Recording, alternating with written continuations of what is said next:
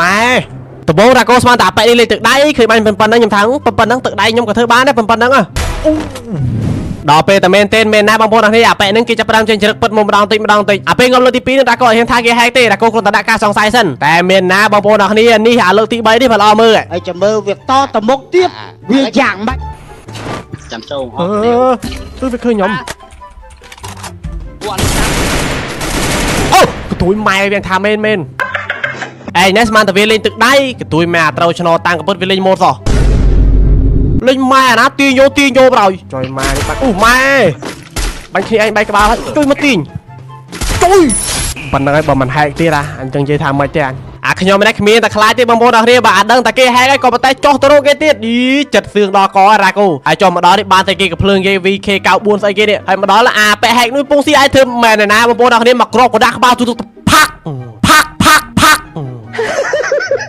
បាញ់វាងាប់សบายចិត្តចុយម៉ែបងប្អូននេះណាមិនសบายចិត្តបាញ់ហែកងាប់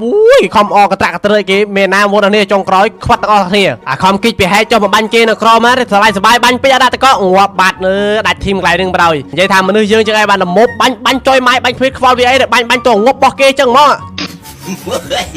មានណាទេបងប្អូននេះសតគ្រូតាមីងខ្ញុំមួយរត់ប៉ាឡាដូចបោនឹងកន្លែងនេះខ្ញុំថាបើបងមីងឯងយកបានជាខ្ញុំនំមីងឯងចូល KTV មួយយប់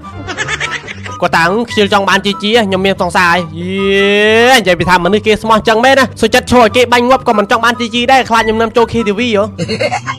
ម៉ែល្អមែននេះបានគេហៅថាកូនប្រុសស្មោះដោយរ៉ាកូចឹងឯងបាទល្អបងប្អូនអរគ្នាមើលវីដេអូមកដល់ត្រឹងហើយបើមិនបាន follow រ៉ាកូទៀតប្រយ័ត្នស្ដាយ follow ម្នាក់មួយទៅ